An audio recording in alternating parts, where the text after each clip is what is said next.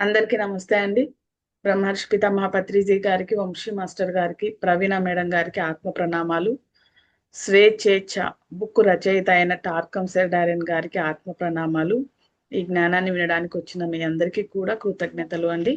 మనము స్వేచ్ఛేచ్ఛ బుక్ లో ఆహారాన్ని స్వచ్ఛపరచుకోవడం ఎలా అన్న దాని గురించి ఈరోజు తెలుసుకోబోతున్నాము.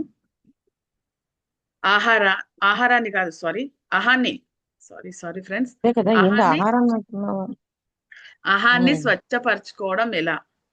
ఒకటి, స్పష్టమైన పరిశీలనను పెంపొందించుకోండి. ఎక్కడికి వెళ్ళా సెల్ఫ్ చెకింగ్. ప్రతిరోజు మిమ్మల్ని మీరు భౌతికంగా, అనుభూతికంగా, మానసికంగా పరిశీలించుకోవడానికి ప్రయత్నించండి. మీ శ్రమ, మీ ఉద్దేశాలు, మీ స్థాయి, మీ బంధాలు, మీ అలవాట్లు, మీ అబద్ధాలు, మీ చిరాకులు, మీ కలలను పరిశీలించుకోండి. ప్రతి దాన్ని పరిశీలించుకోవాలా, చెక్ చేయాలా. మళ్ళీ చదవాలి. శ్రమ, ఉద్దేశాలు, స్థాయి, బంధాలు, అలవాట్లు, అబద్ధాలు, చిరాకులు, కలలు అన్ని కూడా పరిశీలించుకోండి. కళలు కూడా చెప్పారు చూడు. పరిశీలన అంటే గుర్తింపును వదులుకోవడం అంటున్నారు. ఓకే, చెక్ చేసుకొని ఆ గుర్తింపులో ఉన్నామా అంటే అహం అనే దాంట్లో ఉన్నామా లేదా అని చెక్ చేసుకోమని,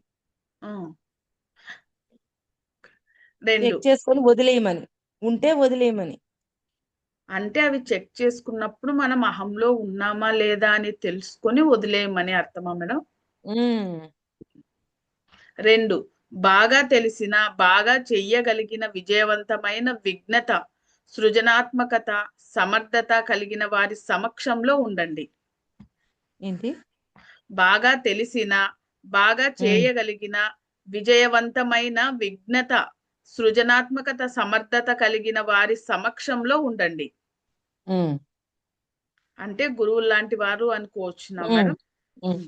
3, గురువులు అనే దానికంటే కూడా అటువంటి జ్ఞానం ఉన్నవాళ్ళు అన్నట్లు చెప్పు. 3, ప్రజలు మీ పట్ల వెలిబుచ్చే అభిప్రాయాలలో సత్యాన్ని చూడండి. 4, వినయాన్ని నేర్చుకోండి. ఇది వివిధ మార్గాలలో ఉంటుంది. 4లో మీ అబద్ధాలను, మీ ఉద్దేశాలను, మీ చర్యలను, మీ ఆలోచనలను మీరు ప్రేరేపించి మీ విశ్వాసం ఉన్న వారి దగ్గర ఒప్పుకోండి. మీ అబద్ధాలను, ఉద్దేశాలను, మీరు చేసిన చర్యలను, మీ ఆలోచనలను మీరు ప్రేమించి మరియు మీకు విశ్వాసం ఉన్న వారి దగ్గర ఒప్పుకోండి. అంతే. మీ లోపల వాళ్ళ ముందైనా ఒప్పుకోండి, కనీసం అందరి ముందు ఒప్పుకోకపోయినా. మీ లోపల అనేక బలహీనతలు చూసే వారితో మాట్లాడండి.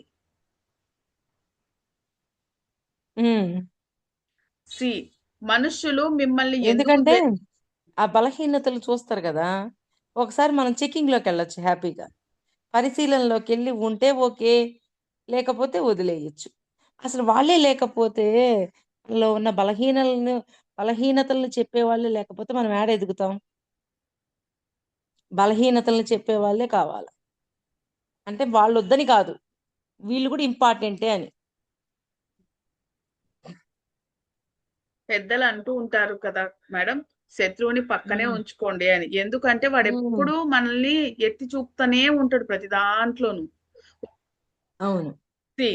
మనుష్యులు మిమ్మల్ని ఎందుకు ద్వేషిస్తున్నారో, విమర్శిస్తున్నారో లేదా ఇష్టపడటం లేదో కారణాలు కనుక్కునే ప్రయత్నం చేయండి.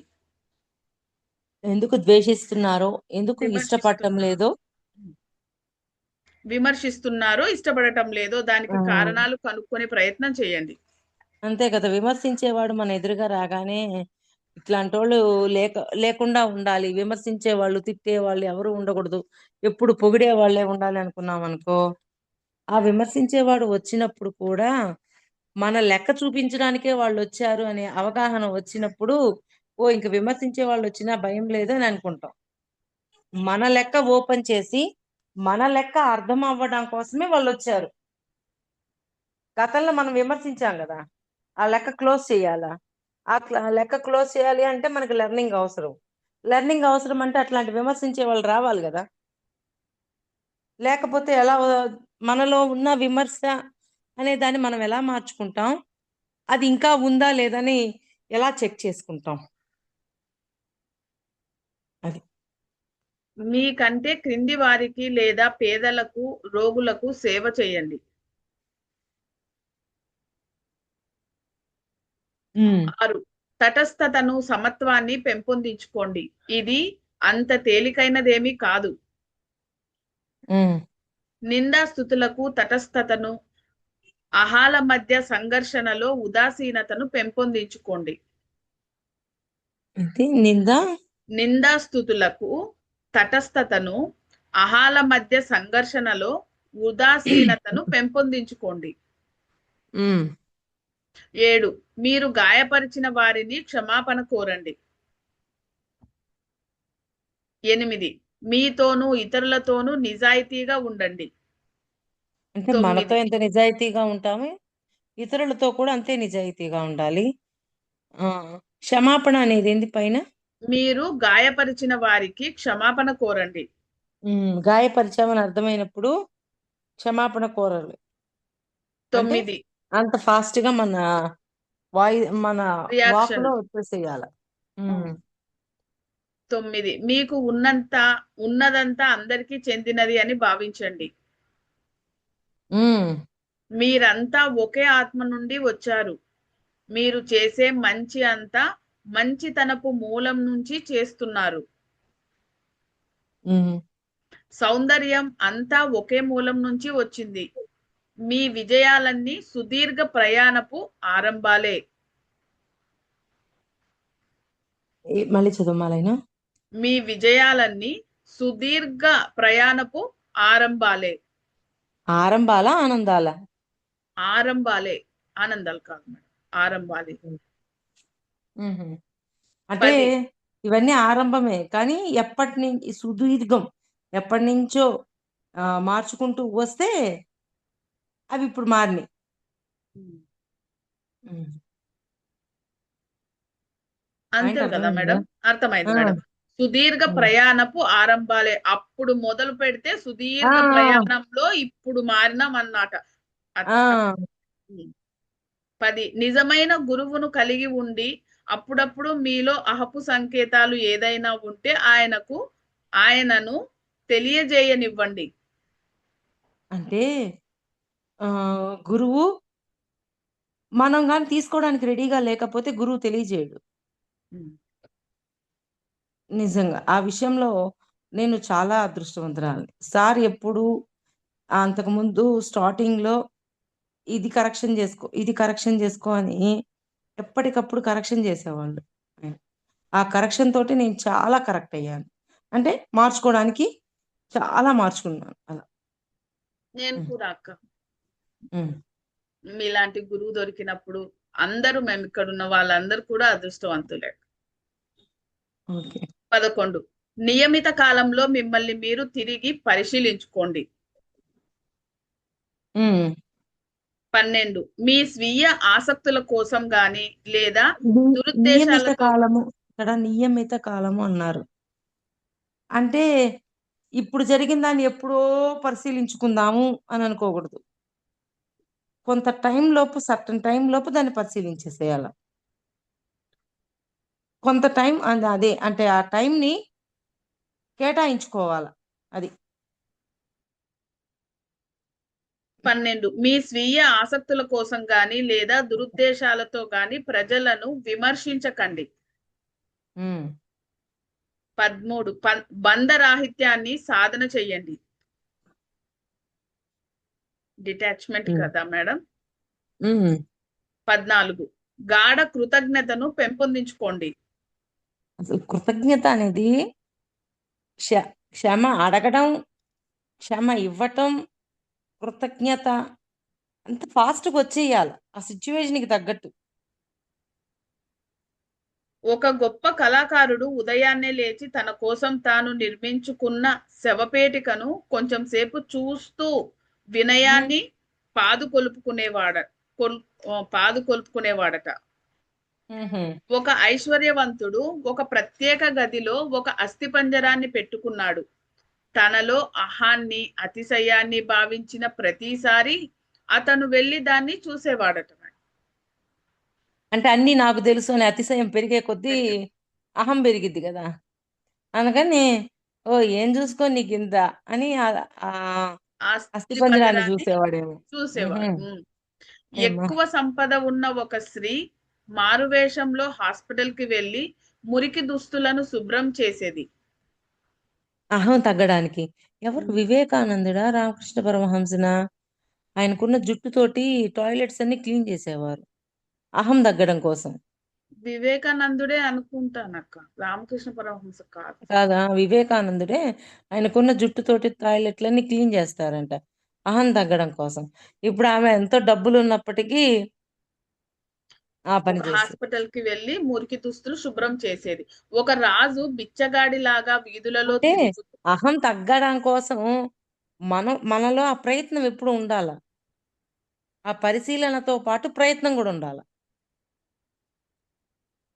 ప్రయత్నం లేకపోతే అహం తగ్గదు కదా. ఇప్పుడు తగ్గదక్క అసలు తగ్గదు. పరిశీలించుకున్నాం, అహం ఉందని అర్థమైంది.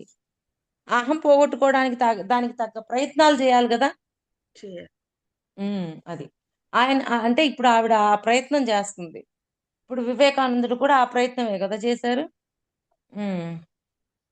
ఒక రాజు బిచ్చగాడిలాగా వీధులలో తిరుగుతూ తన గురించి ఫిర్యాదులు విమర్శలు వింటూ ప్రజల బాధలు ఇబ్బందులు తెలుసుకునేవాడు. ఒక రాజు బిచ్చగాడిలాగా వీధులలో తిరుగుతూ తన గురించి ఫిర్యాదులు విమర్శలు వింటూ ప్రజల బాధలు ఇబ్బందులు తెలుసుకునేవాడు. ఉమ్, అంటే పిచ్చగాళ్ళలాగా తిరిగి మొత్తం ఆయన ఏమనుకుంటున్నారు అనుకుంటున్నారు. అవన్నీ తెలుసుకునేవాడు. తెలుసు. అంటే మార్చుకోవడం కోసం. ఒక న్యాయాధిపతి సంవత్సరానికి 2 సార్లు పేదలకు విందు ఏర్పాటు చేసి తాను స్వయంగా వడ్డించడమే కాక ఆ పాత్రలను శుభ్రం చేసేవాడు. ఉమ్. ఒక శిష్యుడు అప్పుడప్పుడు తన గురువు వద్దకు వెళ్లి తనలో తనకు నచ్చని విషయాల గురించి విషయాల గురించి. తనలో తనకు నచ్చని విషయాల గురించి గురువుకి ఓకే. చెప్పేవాడు. అంటే గురువు గోప్యంగా ఉంచుకుంటాడు కాబట్టి. గుప్త ఇవన్నీ విద్యలు ఇవన్నీ ఏంటి? అహాన్ని అహంలో తగ్గించుకో ఉంటే ఎలా తగ్గించుకోవాలి, తగ్గి దాన్ని గుర్తిస్తే తగ్గించడం ఎలాగా అని. అసలు మనకే తెలియకుండా మనలో అహం ఉందని ఒకరు చెప్పే వరకు మనకు తెలియదు కదక్క. అట్లే ఉంది, నువ్వు పరిశీలిస్తే తెలుసుకోగలవు. అది ఎలా అంటే అర్థమైపోయి ఈ పాయింట్లన్నీ ఇచ్చాడు కదా, అర్థమవుతుందమ్మా. ఓకే అక్క. అర్థమవుతుంది, పరిశీలన చేస్తే అర్థమవుతుంది. కళల ద్వారా, భౌతిక పరిస్థితుల ద్వారా. ఇప్పుడు క్షమ అడగాలన్నప్పుడు అడగాల, క్షమ అడిగేస్తాం. ఇవ్వాలి అన్నప్పుడు ఇవ్వాల, ఇచ్చేస్తాం. కృతజ్ఞత. ఇవన్నీ మూడింటిని తప్పకుండా ఇస్తూ ఉంటే వాడు అహంలో ఉండడు మోస్ట్లీ, నాకు అనిపిస్తుంది. ఎప్పటికప్పుడు ఆన్ ద స్పాట్ క్షమించగలగాల్సి వస్తే ఆన్ ద స్పాట్ క్షమించేసేయాల. క్షమించు. ఒకవేళ క్షమాపణ అడగాల్సి వస్తే ఎమ్మన్నే క్షమాపణ అడగాలి. ఇంత చిన్న హెల్ప్ చేసినా ఎప్పటికప్పుడు కృతజ్ఞత చెప్పాలి. నాకు ఎప్పుడు అనిపిస్తుంది ఈ మూడింటిని ఎప్పుడు ఇంప్లిమెంట్ చేస్తూ ఉంటే ఫాస్ట్గా అంటే అహంలోకి పోనీయకుండా మనల్ని మనం కాపాడుకోవచ్చు అని నాకు అనిపిస్తుంటుంది. ఓకే. అంటే పూర్తిగా కాకపోయినా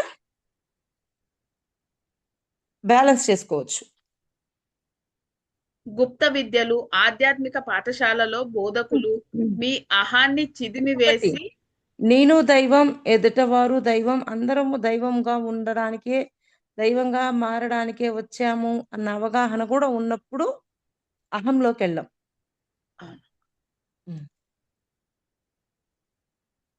గుప్త విద్యలు ఆధ్యాత్మిక పాఠశాలలో బోధకులు మీ అహాన్ని చిదిమివేసి ఎప్పటికప్పుడు మిమ్మల్ని ఉన్నది ఉన్నట్లుగా చూసుకునేటట్లు చేస్తారు. ఉమ్. మీలో అతిశయం ప్రదర్శన ఇతరులను కించపరచడం వంటివి చూసిన వెంటనే వారు మీరు అహాన్ని పెంపొందించుకుంటున్నారని తెలుసుకుంటారు. వారు మిమ్మల్ని అవమానపరచి మీ స్వీయ స్థాయికి తీసుకుని వస్తారు. మళ్ళీ ఒకసారి చదువమ్మా. మీరు ఎలా ఆకాంక్షించాలో నేర్పిస్తారు.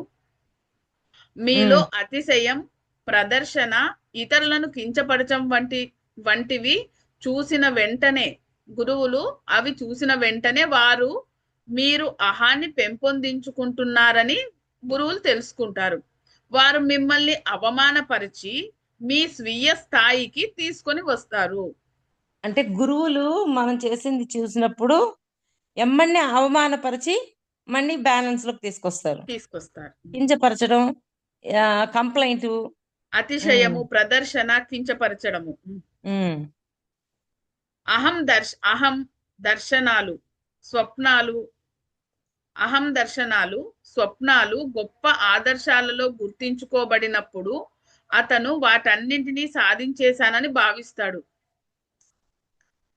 అహం దర్శనాలు, స్వప్నాలు గొప్ప ఆదర్శాలలో గుర్తించుకోబడినప్పుడు అతను వాటన్నింటినీ సాధించేశానని భావిస్తాడు. అహము అలా తెలియజేస్తుంటది, ఇవన్నీ నువ్వు సాధించేశావు కదా. కానీ నిజానికి అతను వాటిని వాస్తవీకరించలేడు లేక వాటిలో జీవించలేడు. తాగిన వాడిలాగా తాను అప్పటికే పరిణితి చెందానని భావిస్తాడు. మత మార్గంలో అహం అత్యంత బలంగా ఉంటుంది. మనుష్యులు గొప్ప అభిప్రాయాలు, దర్శనాలు, ప్రముఖుల జీవిత చరిత్రలు చదివి ఆ సమాచారాన్నంతా సేకరించి దానిని అర్థం చేసుకోవడానికి కానీ లేక తమ జీవితాలలో వాస్తవీకరించుకోవడానికి కానీ ప్రయత్నించరు. మత మార్గంలో అహం అత్యంత బలంగా ఉంటుంది. మనుషులు గొప్ప అభిప్రాయాలు, దర్శనాలు, ప్రముఖుల జీవిత చరిత్రలు చదివి వాటి సమాచారాన్నంతా సేకరించి దానిని అర్థం చేసుకోవడానికి గాని లేదా తమ జీవితాలలో వాస్తవీకరించడానికి గాని మనుషులు ఎన్నటికీ ప్రయత్నించరు అని చెప్తున్నారు. అంటే ప్రయత్నించాలని కదా, ప్రయత్నించరు అంటే మనుషులు ఎలా ఉంటారంటే ఈ అభిప్రాయాలు, దర్శనాలు, ప్రముఖుల జీవిత చరిత్రలు, పుస్తకాలు చదివి అయినా వీళ్ళు ఎందుకు మారటం లేదు, వాళ్ళు మారాలని ఎందుకు ప్రజలు అనుకోరు అంటున్నారు. అదే ప్రయత్నం చెయ్యరు. ప్రయత్నించరు. ప్రయత్నిస్తే మారతారు. కానీ వాళ్ళు ప్రయత్నించడం లేదు అంటున్నారు. అయితే ఆ కూడబెట్టిన సమాచారం వారి అహపు మూలంగా మారి వారి ఆధ్యాత్మిక ప్రగతిని నిలిపివేస్తుంది. ఆ కూడబెట్టిన సమాచారం వారి అహపు మూలంగా మారి వారి ఆధ్యాత్మిక ప్రగతిని నిలిపివేస్తుంది. అవన్నీ కూడబెట్టి ఫైనల్ గా ఆధ్యాత్మిక మార్గంలోకి వెళ్ళనీయకుండా చేస్తుంది. ఆధ్యాత్మిక ప్రగతి సమాచారం మీద, వేదాంత జ్ఞానం మీద ఆధారపడదు. సమాచారం మీద, వేదాంత జ్ఞానం మీద ఆధారపడదు. అది వారు పొందిన ప్రవర్తన మీద ఆధారపడి ఉంటుంది. అనుభవం మీద. ఆ విధమైన అహం క్రమంగా హృదయాన్ని నాశనం చేసి మనిషిని యంత్రంగా మార్చి ఇతరులు తన వంటి మార్గంలో లేరని, వారు క్షుద్రజీవులని భావిస్తూ వారిపై దాడి చేసేటట్లు చేస్తుంది. ఆ విధమైన అహం క్రమంగా హృదయాన్ని నాశనం చేసి మనిషిని యంత్రంగా మార్చి ఇతరులు తన వంటి మార్గంలో లేరని, వారు క్షుద్రజీవులని భావిస్తూ వారిపై దాడి చేసేటట్లు చేస్తుంది. భవిష్యత్తు శాస్త్రవేత్తలు మానవాళి పురోగతికి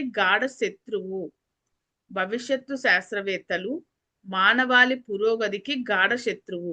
ప్రపంచంలోని అత్యంత భయంకర వ్యాధి అయిన అహాన్ని పారద్రోలే మార్గాలను కనుగొంటారు. అంతే.